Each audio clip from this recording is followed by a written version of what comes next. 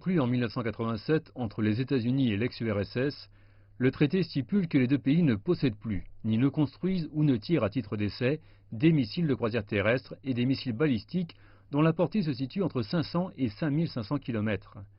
Considéré comme étant l'accord le plus réussi en termes de contrôle des armements datant de l'époque de la guerre froide, le document a remarquablement contribué à maintenir l'équilibre stratégique et à gérer les risques d'antagonisme entre Washington et Moscou, ainsi qu'à prévenir la prolifération nucléaire. Le FNI a été au centre de la lutte stratégique opposant Russes et Américains.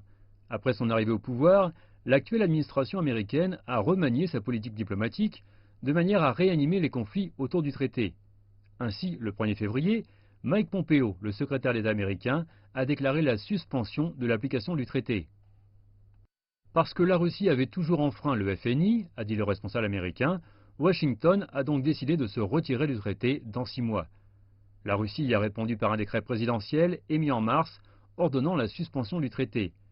Mais on comprend que Washington cherche autre chose.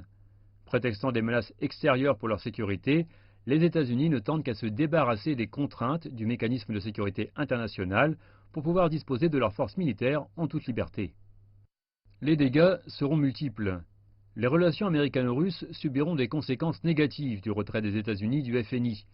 Au cas où les États-Unis disposent leurs missiles interdits dans le FNI, à des endroits plus proches de la Russie, celle-ci n'exclut pas d'y répondre par de pareilles opérations. L'avertissement a été donné par le vice-ministre russe de la Défense, Sergueï Ryabkov, alors que l'avenir du traité sur la réduction des armes stratégiques actuellement en vigueur entre les deux pays est totalement incertain après sa date d'échéance en 2021.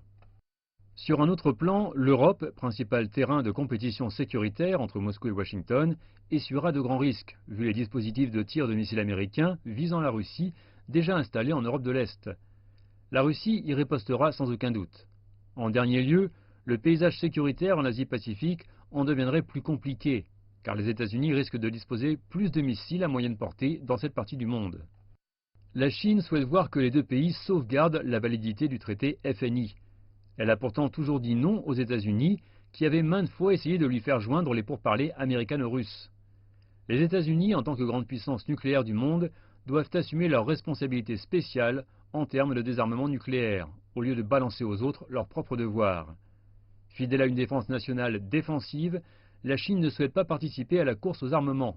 Toutefois, si jamais le climat international se détériore, la Chine fera le nécessaire pour défendre ses propres intérêts.